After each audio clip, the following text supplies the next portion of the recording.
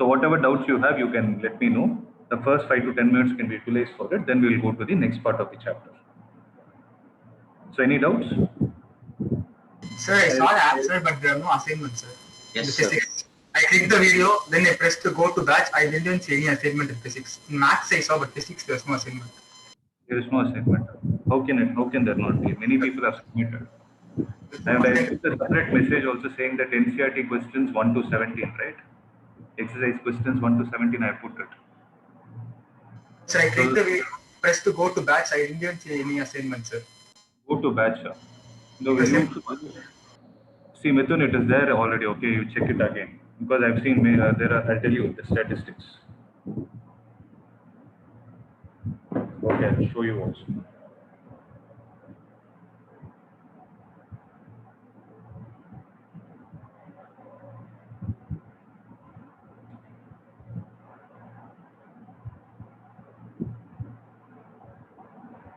Are you able to see this?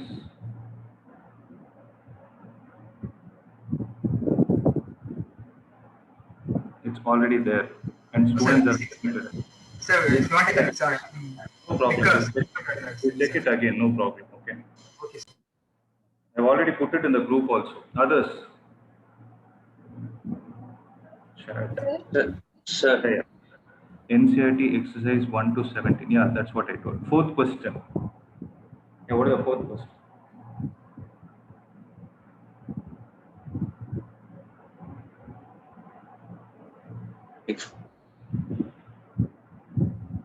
Just a minute. I'll share my screen in a minute.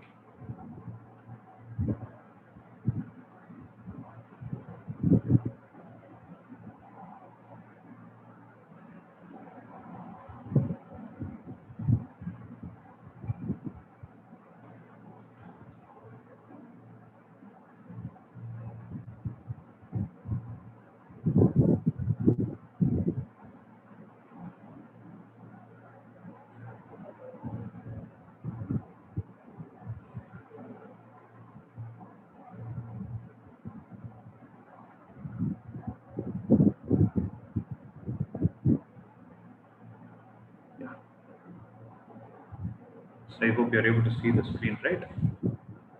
Fourth question, right? So what is the fourth question?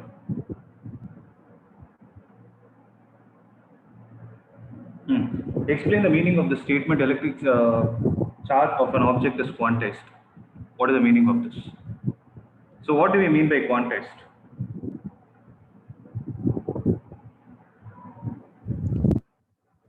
Total charge present in a material is an integral multiple of the basic unit of charge. It is an integral multiple of the basic unit of charge. What is the basic unit of charge that we know? It is the charge of an electron. So that's the statement. This we already know. But the next question is, why are they saying that you can ignore the concept of quantization of electric charge when you deal with objects which are macroscopic? Sir, because we get a large number of electrons, so it is because the basic charge of an electron is very, very small. How much is it? It is only 1.602 into 10 power minus 19 coulomb. So how many electrons are needed for objects which are of macroscopic size? At that point, what we can do is we can ignore the quantization of charge. Let me read out the answer. In macroscopic or large scale charges, the charges used are high as compared to the magnitude of electric charge. Hence, quantization of charge is of no use on macroscopic scale. It is the main reason why it is ignored. Okay, Panchami, I hope you understood. Yes, sir. Rohan, Harshita, I remember you guys asking me something. Can you please Yes, let me sir. know? Seventh question is based on Gauss law. No, sir. Gauss law we will see. We'll do it after Gauss law. Other than that, is there any doubt? 11th, I have 3 doubts. 11th? 11th second subdivision and then a charge to mass ratio question. Okay. So 11th question, what is it all about? So there is a polythene piece. You in the 11th one, you have a doubt with second subdivision. Okay, I hope other part you could solve it, right? Okay, yes. Let me read it out for the sake of others. So they're saying there is a polythene piece, okay, which is rubbed with wool, is found to have a negative charge of 3 into 10 power minus 7 coulomb. Okay, estimate the number of electrons transferred. What are we going to use? If this is Q, we'll use Q is equal to plus or minus n into E. They told it has a negative charge, so Q will be equal to minus n into E. So Q is 3 into 10 power minus 7 is minus n into, you can write as minus 1.6 into 10 power minus 19. Or you can take the magnitude. Actually here the minus sign is also not needed since they're asking the number of electrons. So when you calculate, you're going to get the number of electrons. Now the next question is there a transfer of mass from wool to polythene? What do you think is? Now first tell me one thing, how is the polythene piece able to get a negative charge? What are the physics involved behind it? Electrons are passed. There are electrons that are getting transferred from the wool and getting deposited on the surface of the polythene acceptor. So when this process is happening, if you look on a microscopic scale, okay, tell me, is there a transfer of mass that is taking place? If you ask me, the answer is yes. Yes. Because electron has a mass associated with it. How much is it? It is 9.1 into 10 power minus 31 kilograms. Right. So when you calculate these many electrons multiplied with 9.1 into 10 power minus 31 will be the number of extra electrons deposited on polythene and the number of electrons lost by wool. Right. When there is a transfer of charge taking place, there is actually a transfer of mass also taking place. But in the answer, if they have given that it can be ignored, that's a different story. Okay, they have given it as S only. Okay. So it is not minus 3, it is minus 31. I hope it is clear, guys. Make it fast. Rohan, I hope it is clear. Yes, sir. Then I have a doubt in the 14th question. 14th. Someone else also messaged me saying 14th one, there is a doubt. Who is that? Ananya. Okay. I did, sir. I did. So what is the question? It has a diagram, sir. Okay, this is the diagram. Okay, 14th, this one. So figure shows track of 3 charged particles in uniform electrostatic field. When they say uniform electrostatic field, what comes to your mind? First point. Parallel lines. Set of parallel rays, right? So you have set of parallel rays from the positive to the negative end. Give the signs of the three charges. Which particle has the highest charge to mass ratio? Okay, how many of you solved this? First of all, tell me. First subdivision was easy, sir. The second First one. subdivision is easy. Okay? So you can tell the nature of charges, which particle is positive and which is negative. So first and second are obviously Negative, sir. Negative. so they tend to get attracted towards the Positive. Positive, sir. Positive. okay. Then this is called as this is going to be the positive charge because it is getting attracted towards negative. Now if they have asked something related to charge by mass ratio. Sir, I also wrote that parallel line and checked that depletions. Checked what? I didn't get it. You checked? Sir, I drew a parallel line, sir, how it would have gone if negative and positive charge weren't there. And the most distance it went away from the parallel line, I thought that has more charge to mass ratio. But there should be a mathematical expression. What you're saying is right. Answer is actually, if I'm not wrong, that is what they would have told in the solutions also. Whichever is experiencing more deflection will be having the more charge per mass ratio. But you should know why it is so. Okay.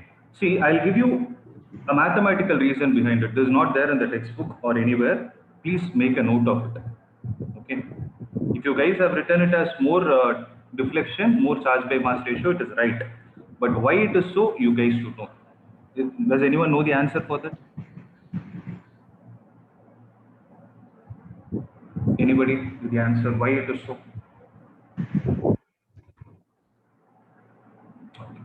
Listen to this, okay? There's actually a problem also. Sir? Tell me that. Sir, object with more mass has more charge density, so it has more. Wait. Object with more mass has more charge density. How can you say So that? the number of electrons will be more. Need not be, no? Because you use the word, you didn't use the word charge. Mass can speak only about the charge. But if you have to speak about charge density, because I never used the word density till now, by the way.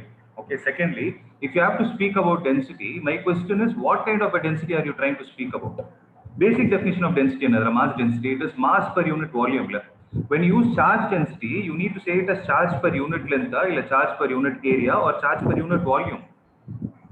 Okay, sir. It is not the mass alone that is going to decide. Okay, please be careful with it. Okay, I'll give you a reason, guys. I want everybody to make a note of it.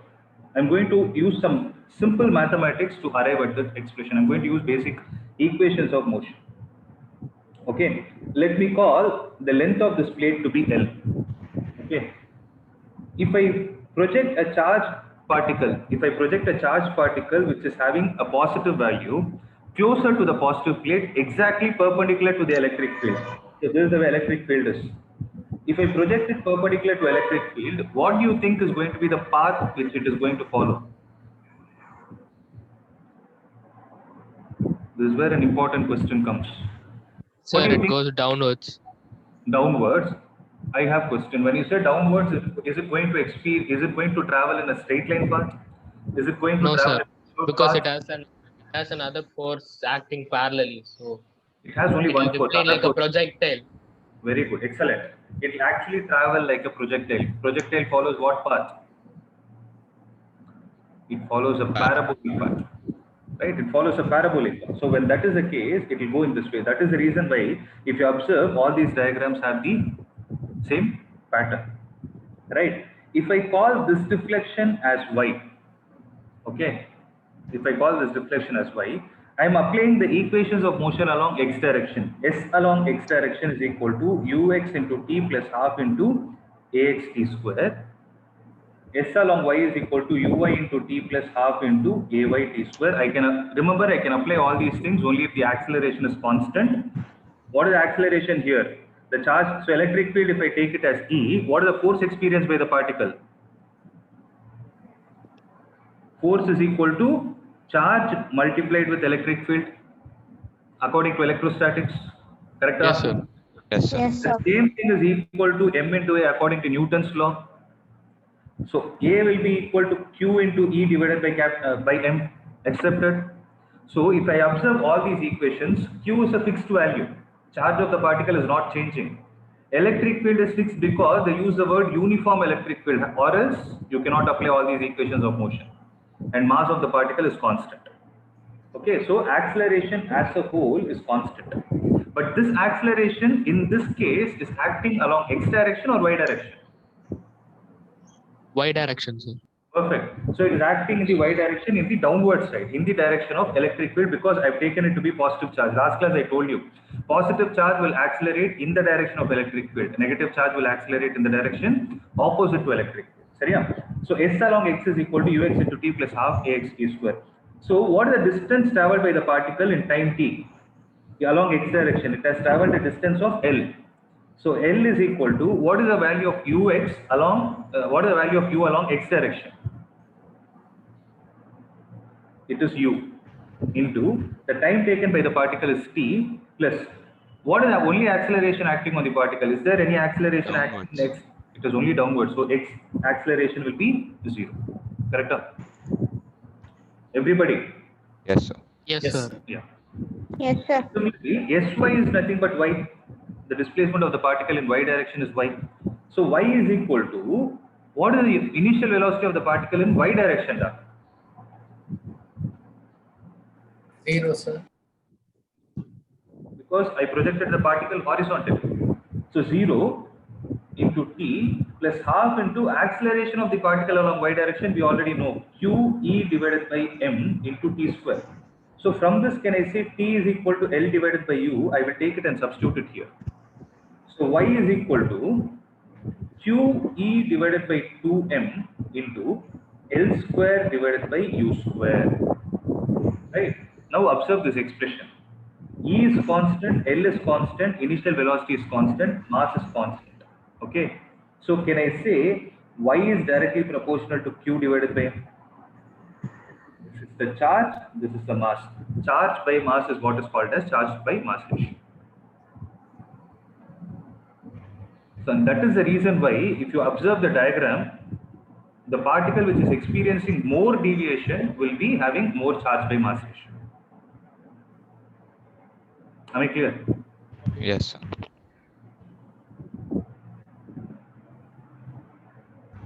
So stronger the charge, the more the deviation. Stronger the charge by mass ratio. Because Y is directly proportional to charge by mass. See, if I take a particle, for example, if I take an alpha particle, if I take an electron, okay. Let's say I told a charge, I didn't say which particle it is. If I take an alpha particle, if I take an electron, do you think the charge by mass ratio is going to be the same for both? No, sir. Because charge of an electron is 1.6 into 10 power minus 19 divided by mass is 9.1 into 10 power minus 31. Whereas alpha particle is helium-2 plus nucleus. Rutherford's experiment you would have seen. So helium-2 plus is what is alpha particle. Alpha particle has how much? It has a charge of 2 plus 2 electrons divided by mass is 4. It has 4 protons. 4 into mass of protons. So it will be different. That is why if the question says which one has more charge, you cannot conclude from here. If the question says which is having more mass, you cannot conclude from this. But if the question says which one is having more charge by mass ratio, yes, deflection will tell you the answer. Okay, sir, understood. Perfect. Okay. Anything else, guys? So in the question, how do we identify, sir? In the question? How do we identify which has the highest? You see, no? You tell me. No? You draw a line along the horizontal path. Which one is experienced? Which one has more deviation? V3, sir. That's the answer. Particle 3 has maximum. Okay.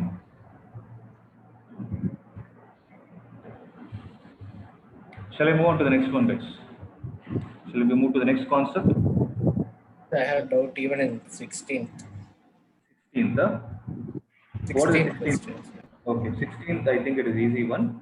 I'll give you an outline. You can try it. So 16th. What is the net flux of uniform electric field? So E vector is given as 3 into 10 power 3 I cap Newton per coulomb through a cube of side 20 centimeter oriented so that the faces are parallel to the coordinate axis. So it is like this. What is the answer, guys?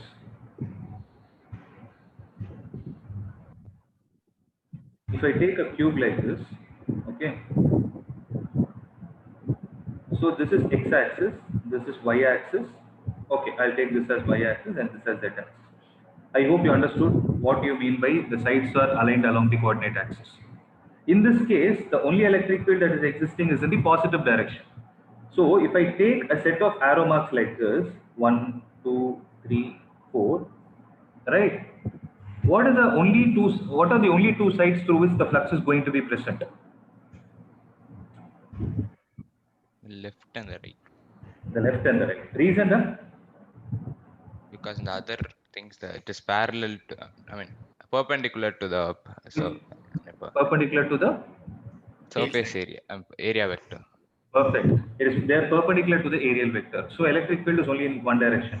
So what happens in this case is electric field value at this point and electric field value at the second point are the same. But what is changing here? The areal vector for the second surface is to the right. The areal vector for the first surface is to the left. I think 0, right? It is 0. So what will happen in this case is you will get a negative flux here, you will get a positive flux here. So negative flux meaning is the flux is leaving the surface. Positive flux meaning it is a flux entering the surface.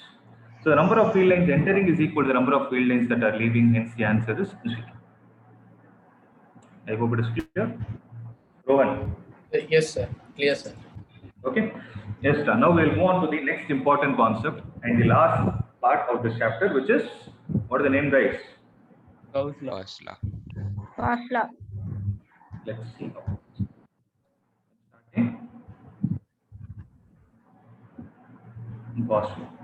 Sir, will you be sending the solutions for these? Send it now. For this one, the sheet which Yeah. you asked. Yeah. I'll do one thing. I'll upload it in the study material. I hope you went through the app demo. I'll upload it in the study materials tab so that it will be there till the end of your curriculum. Okay. Okay. WhatsApp will get missed. So Gauss law now. So what is Gauss law? Anybody who knows the statement? No, sir. So it states something like this. The total electric flux through a closed surface. Okay, I'm repeating it. The total electric flux through a closed surface. This closed surface has a technical name. Anybody knows the name of it? It's called as the Gaussian surface. Okay, so the total electric flux through a closed surface is proportional to the total electric charge within the surface. See, this is one way of stating. Okay, the other way of stating is the total electric flux through a closed surface is equal to 1 by epsilon naught times the total charge present within the Gaussian surface.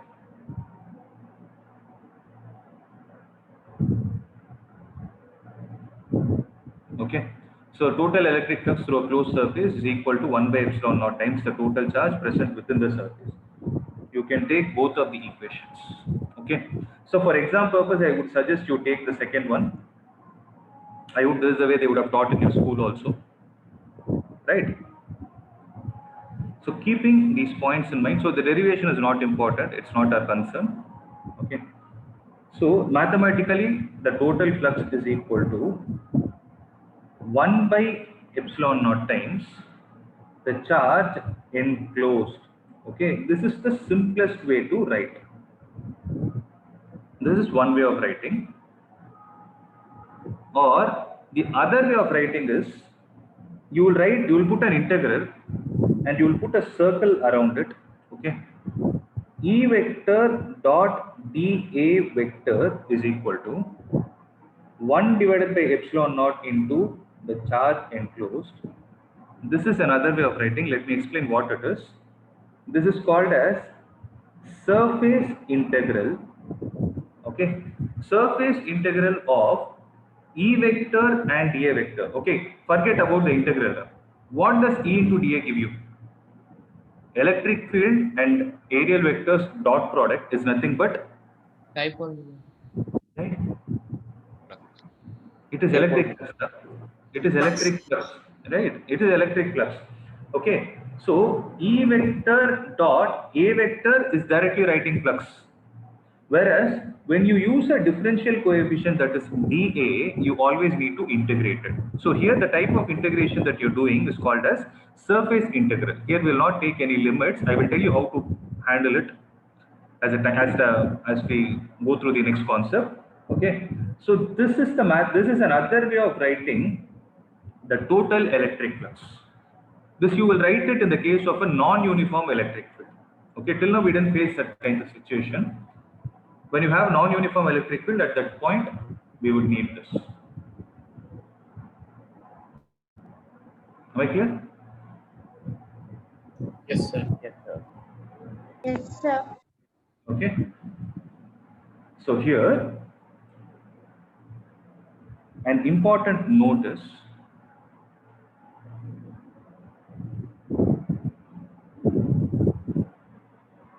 first, total flux through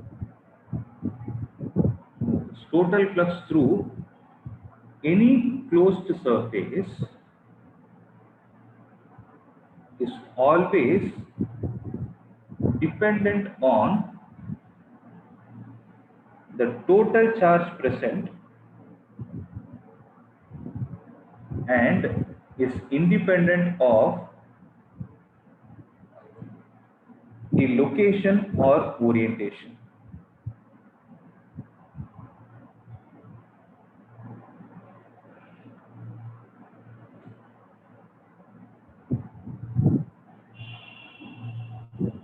It is independent of the location or orientation. Let me explain what it means.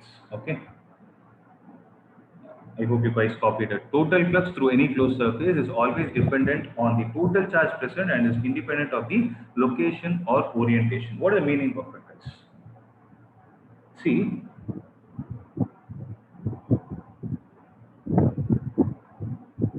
I have a random surface, okay?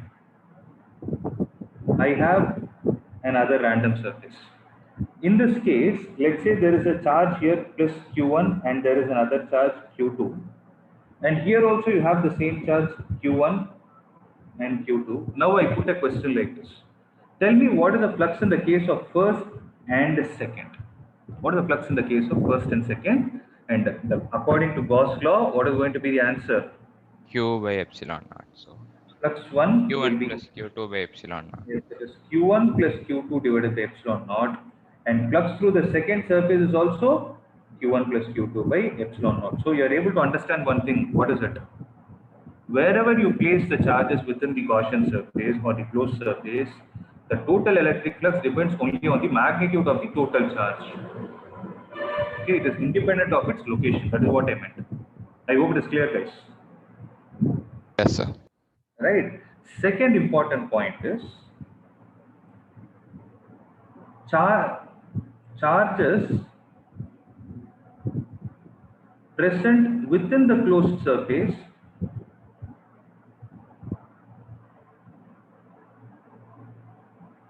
are the only entities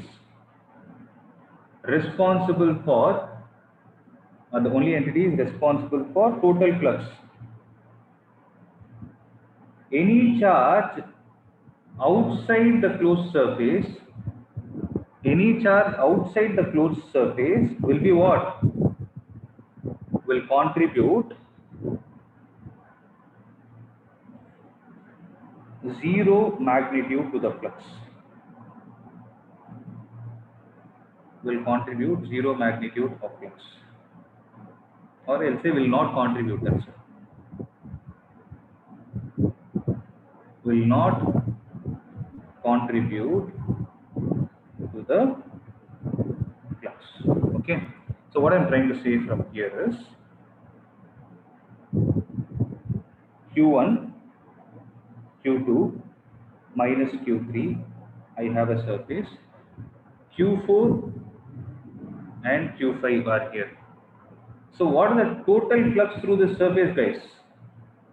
It is 1 by epsilon naught.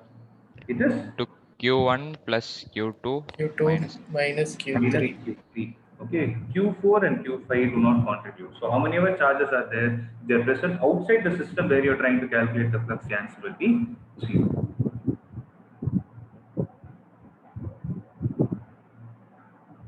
Okay, very simple points get effective one.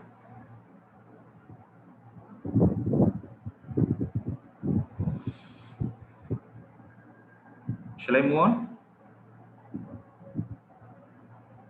Yes, sir. Yes, sir.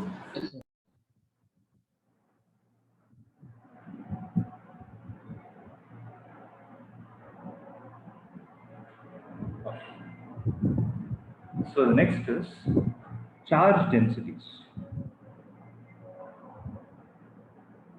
Okay. So what do you mean by charge density? There are basically 3 types of charge densities. Can you guys tell me what they are? It is Surface, volume, and linear. Linear. linear. So you have linear charge density and you have surface or areal charge density. And the third one is volume charge density. Okay. So what do you mean by linear charge density? It is represented by the symbol lambda. Surface or area charge density is represented by the symbol sigma.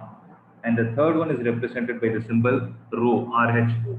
Okay. So what do you mean by linear charge density?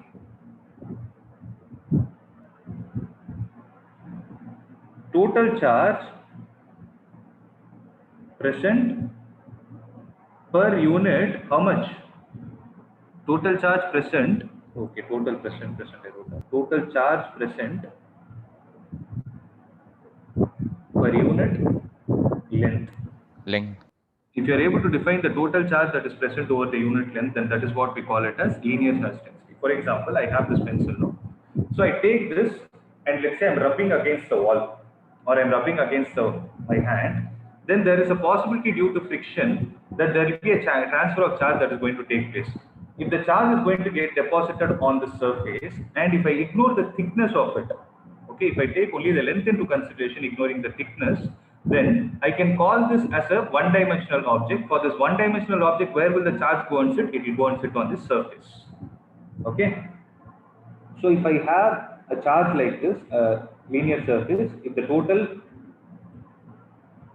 charge present on it is Q and the length is given as L, then the linear charge density is given as lambda is equal to Q divided by L.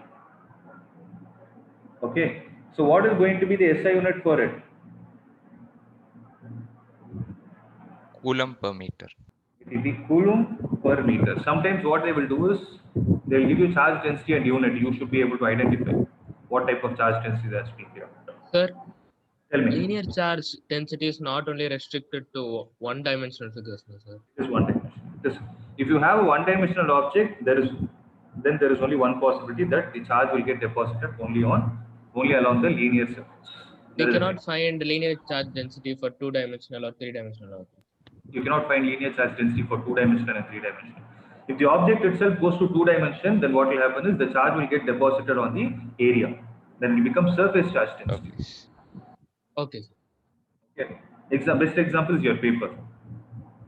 Okay. Surface or aerial charge density. Name itself is suggesting that. You guys can tell me. Charge. Nobody will ask you the definition. You should know the Spread over an area. Charge per unit area is what we call it as surface charge density. So sigma will be equal to Q divided by A. So if I take a paper, okay, if I take a paper, then let's say you are able to deposit the charge on surface of it. The charges will go and sit all over the surface. If you are able to calculate the total charge and divide it with the area over which the charge is distributed, then that parameter is called as surface charge density. So Q divided by A, SI unit will be Coulomb per meter square.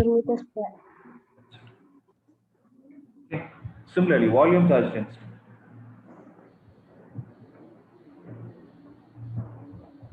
It is represented by rho. It is similar as volume mass density.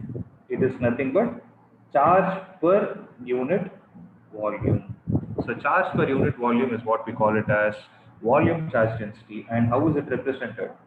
Rho is equal to Q divided by V, where V stands for volume. So obviously the SI unit is going to be coulomb per meter cube. Okay, you use this for three-dimensional object in the sense. See, one mistake that happens is, okay, I got some, okay, I have this sanitizer. Okay. If I am charging this material, then I can charge this material in two ways. I can give the charge only on the outermost layers. Okay, you are able to see this, no? I can give the charge on the outer, let's say these letters are the charges. I can give charge on the outermost layer, or I can think of charge like small thermocol balls which will be present inside. Okay. If the charge is given only on this surface, then what kind of a density will you define for this object? Surface charge. Area. You will still define surface charge density, though it is a three-dimensional object. But for you to define volume charge density, what should happen? The total charge should be present within the volume. Okay, let's say the sanitizer is the amount of charge. The amount of sanitizer present for the total volume, I'm going to define as the volume charge density. You're able to understand? So this is a confusion that exists for many people. When they see a three-dimensional object, by default, they will start applying volume charge density. No. Even for the three-dimensional object, if the charge is deposited only on the faces, then surface charge density. If the charge is present within the volume, then volume charge density. Okay, so have this point in your mind. With this in the mind, we will see the applications of Gauss law. Shall I proceed? Okay. Yes, sir. Yes, Now sir. I'll give you some things which are not there in textbook again. Steps to apply Gauss law. This can be taken, these are the steps you will need to follow for derivations as well as problems. Okay, there is nothing outside this. First, depending on the way charge is distributed, depending on the way charge is distributed, define the charge density. Okay, define the charge density. I'll put it as this name, charge density of the material.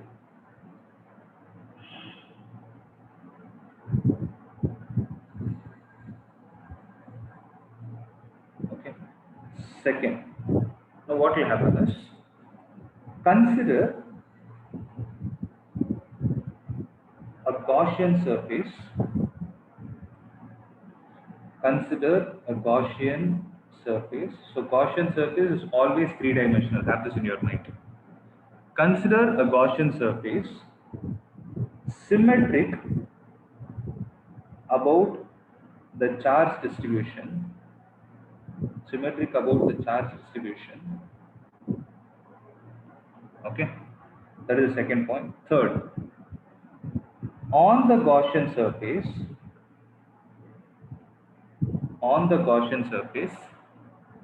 consider a small area dA and assign direction to it. Third, fourth point. Okay, and you need to assign direction to it.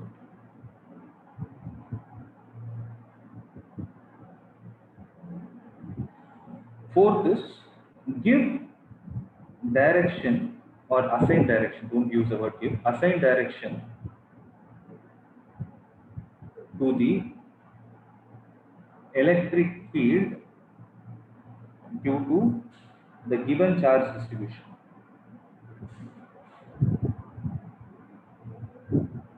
Due to the given charge distribution. Okay. Fifth, apply. Okay. Fifth is, find the total charge present within the Gaussian surface. Sixth, apply integral of E vector dot dA vector is equal to 1 divided by epsilon naught into Q enclosed, which is nothing but Gauss law. Seventh is, solve the above equation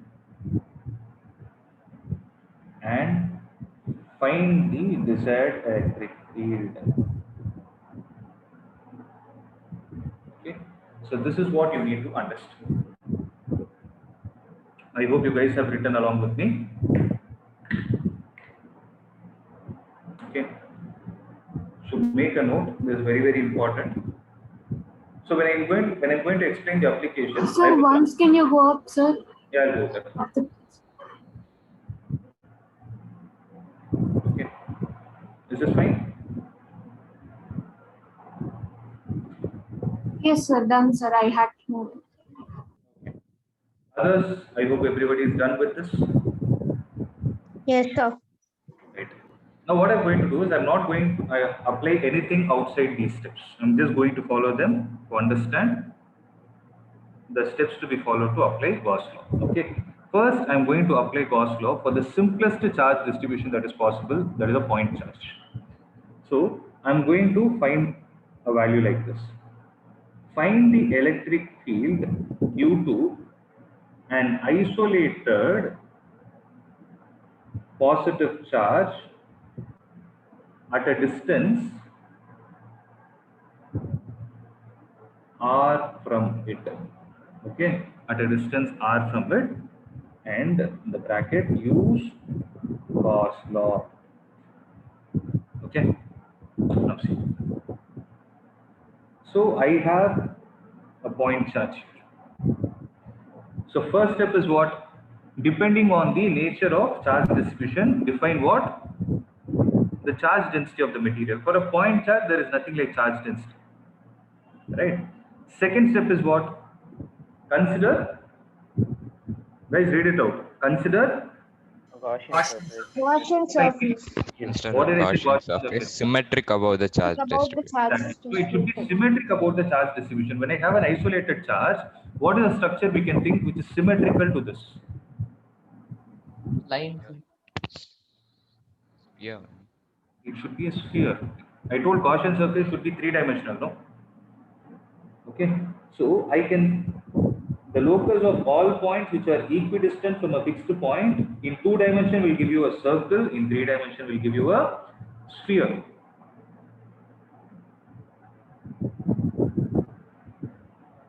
Okay, this is over. Next, third step. On the Gaussian surface, Consider a small area dA and assign direction to it. and assign direction to it. So if I take this as the sphere, on the sphere, let's say this knuckle is there, no? This part I will consider it as dA, and for this knuckle, what is going to be the direction of aerial vector according to our previous class? Outwards, radially outwards. Radially outward, very good. So if I consider an aerial vector here like this, if I consider a small area, okay, it is like this, it's like a small patch, okay, and the direction of this aerial vector is in the outward part. Can I call it as dA? Fourth step. Assign direction to electric field due to the given charge distribution. Due to the given charge distribution. So due to an isolated positive charge, from the basic of electric field lines, we know the fact that the electric field is in the Outward, radially outward. radially outward direction. So the electric field will be in this way. 1, 2, something like this. No? So there will be one particular electric field which is going to be exactly in the direction of the aerial vector. Accepted. Right. Now I'll be concerned about defining the flux through this small area. What is the fourth step? Sorry, fifth step. The total charge present within the So total charge here is Q. So total charge present within the Gaussian surface is Q. Right. Next.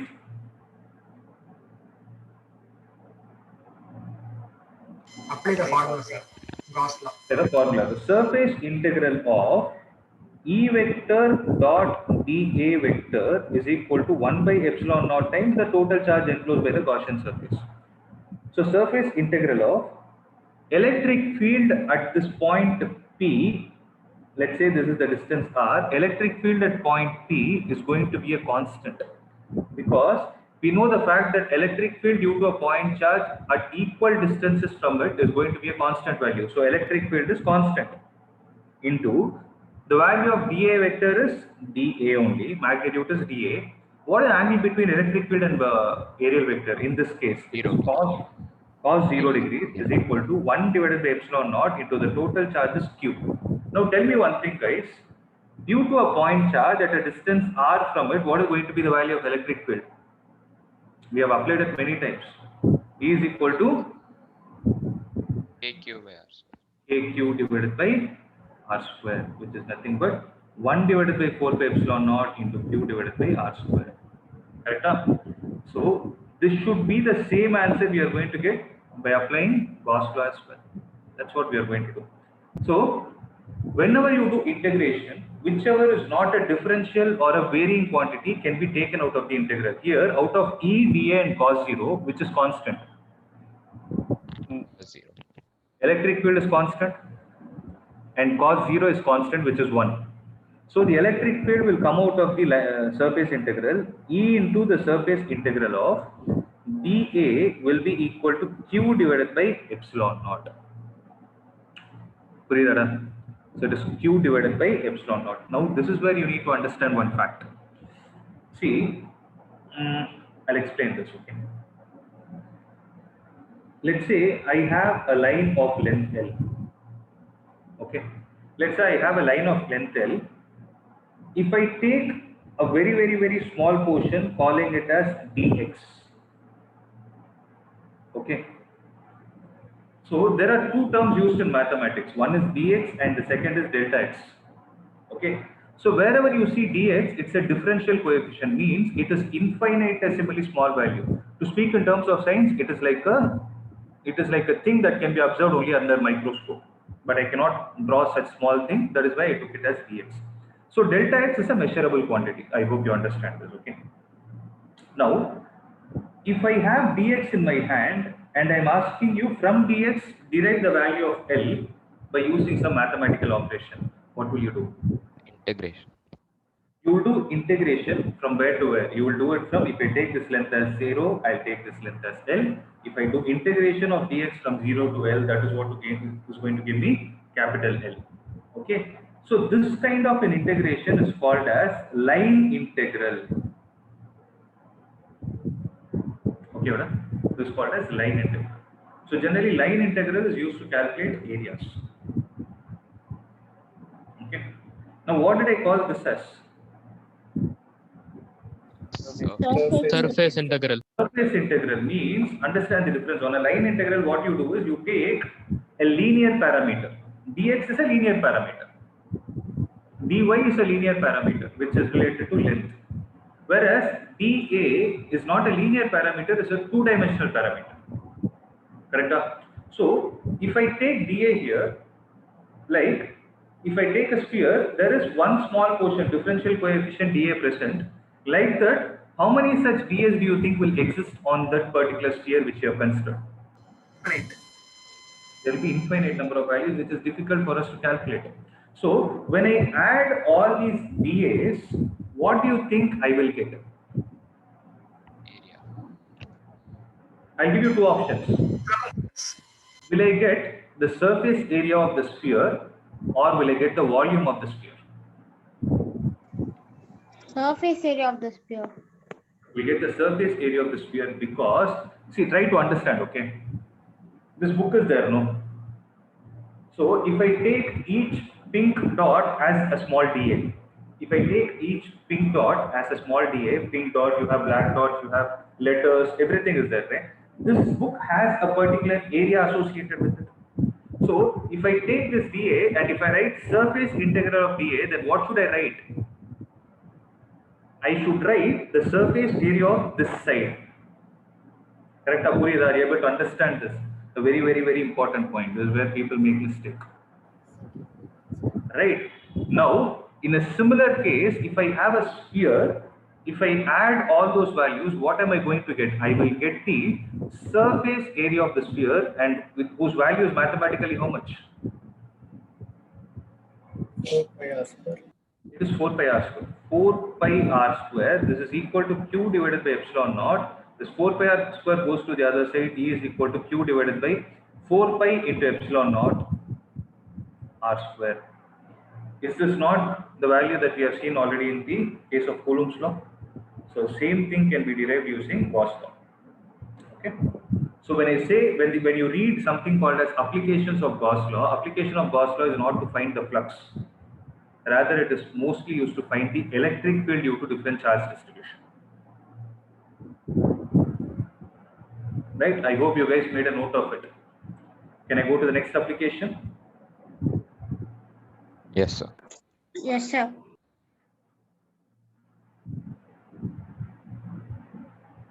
Okay. The first application I will show you in the textbook. You will calculate the field due to an infinitely long straight uniformly charged wire. Infinitely long straight uniformly charged wire. Okay. So let's see how to do it. So sometimes in exams what they can say is, they can even say a long cylinder. Actually, cylinder is how many dimensions? It is 3 dimensions. But if the word long in physics means infinitely long. Wherever you see long solenoid, long cylinder, long wire, long itself means infinite. So long cylinder, what is there? Long cylinder means you call a cylinder as long compared to its length, based on the length, right? So when they say long cylinder, its length is more compared to the thickness. Okay. So I'm telling, instead of saying infinitely long wire, they can also say long cylinder. So both have the same application. Okay. Now how to derive the expression for it? Electric field, you do an infinitely long charged wire. Okay. Let's say it is given a positive charge. My job is to calculate the electric field due to this at point P, which is at a perpendicular distance of r from the surface. Okay. So again, I'm going to follow the same thing, application of Gauss law. Depending on what? Depending on the structure, and depending on the charge distribution, I'll define its density. In this case, what density am I going to define? Linear. Linear. Charge density, yeah, charge density in this case is lambda. Right. Secondly, what is the second step? You need to consider a Gaussian surface. What is a Gaussian surface we can think which is symmetrical with respect to a linear charge? Sorry? Yes. Cylinder. Okay, it's a cylinder. But when you consider a cylinder here, that cylinder is going to have a particular length associated with it.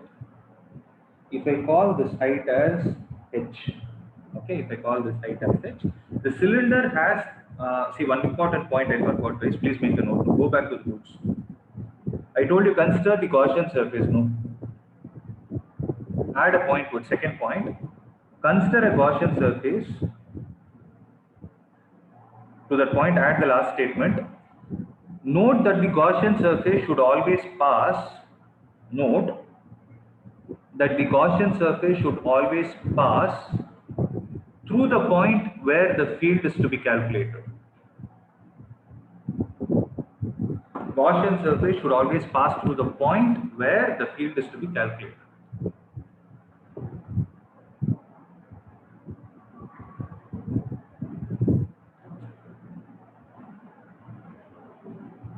Okay, I hope this point is clear. So this is 2 pi r into h. So that is the reason why I took the Gaussian surface passing through the point P. And that is why I could conclude that the radius of the cylinder is r. Okay, third, I need to... Huh? So we can draw a sphere also, right, sir? It can also pass through the surface, right? No, it will not pass. It is not sphere. Sphere will not be symmetrical. No? Because for this kind of charge distribution, how will the electric field be? The electric field will be perpendicular. So when I say a point P is at a distance r, the point P can be here, the point P can be here, point P can be here, like this. P is not a fixed point, it is a variable point. Similarly, the point P could have been on the left hand side also. Right? If I join all these points, what shape will I get? I'll get a straight line. Similarly, when I say the point P, you took it on the paper. On the paper, this side is P, this side is P. But the point P need not be on the paper because if this is a linear charge, at a distance r from it, it can be towards me also. It could have been a point here, it could have been a point here. You're able to visualize point here, point here, point here. So that will give you another linear charge. That will give you another linear surface. If you join all those linear surfaces, what shape will you get? Cylinder. Okay, so you cannot take a sphere.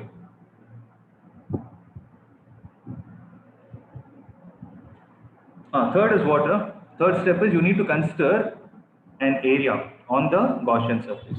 So here this Gaussian surface has how many surfaces actually? This is made up, this comprises of 3 surfaces. One is curved surface and the 2 are the flat surfaces. So on the curved surface, I will consider a small area. To that, I am giving the direction which is radially outward. Similarly, on the flat surface, there will be an area which is in the upward direction. On the bottom flat surface, there will be an area in the downward direction, dA. Correct? Fourth step is, what is the direction of electric field due to this kind of a charge distribution? Due to positive charge, the electric field is always away from it. It is radially outward, no? So this is the direction of electric field. Fortunately, here also electric field and aerial vector are in the same direction. Right? Now what is the next step? You need to find the total charge within the surface. So for me to find the total charge, what should I do? Surface charge. So total charge is equal to lambda into h. I'll tell you how I got this. Okay. So if I say the total length is capital L and the total charge present is capital Q. So what is the value of lambda? What is the value of lambda? I'm saying before the cylinder was considered. Q by L. Q by L. Let me call this as 1. Once the cylinder is considered, okay, once the cylinder is considered, let's say the charge is Q inside and the height to which the charge is distributed is h. So Q divided by h is what? This is also lambda. Okay. By the way, here important point to be noted is the charges are uniformly distributed. What do you mean by uniformly distributed? The distance between the subsequent charges is always a constant. Not like one charge. See, if I take the bottom point as origin, if one charge you find it at 1 centimeter, the second charge should exactly be at 2 centimeter. It cannot be at 1.52, something like that. That is non-uniform charge distribution. Whatever you're dealing here is uniform charge distribution. Okay, well, so Q will be equal to lambda into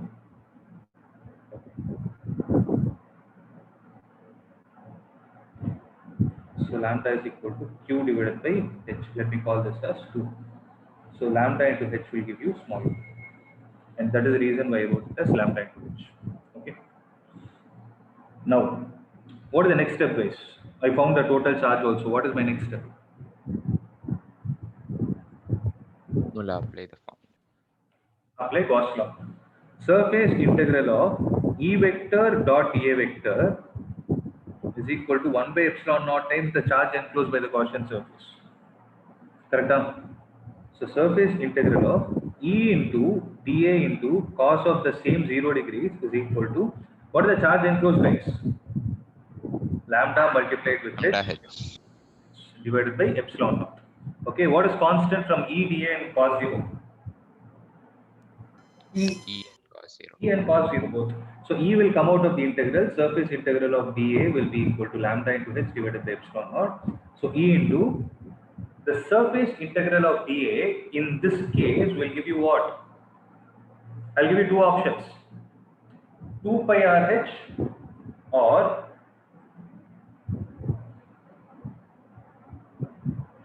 2 pi RH or 2 pi R square plus 2 pi RH.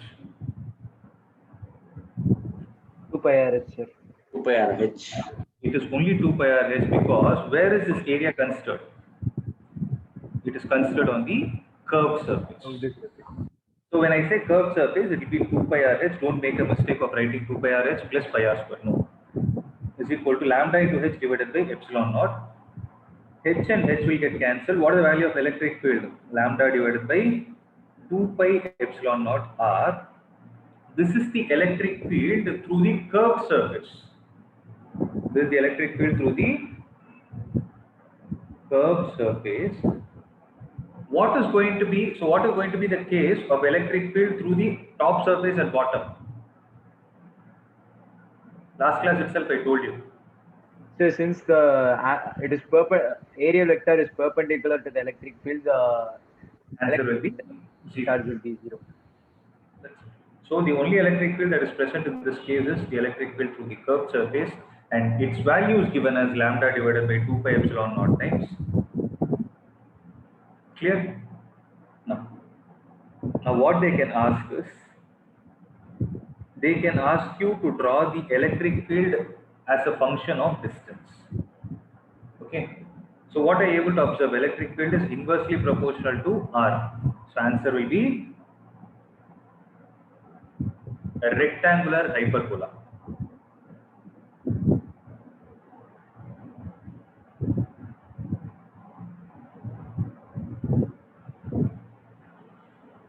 If you know what it is, well and good. If you don't know, don't worry about it. Just know the name, that's enough. So it's called as a rectangular hyperbola.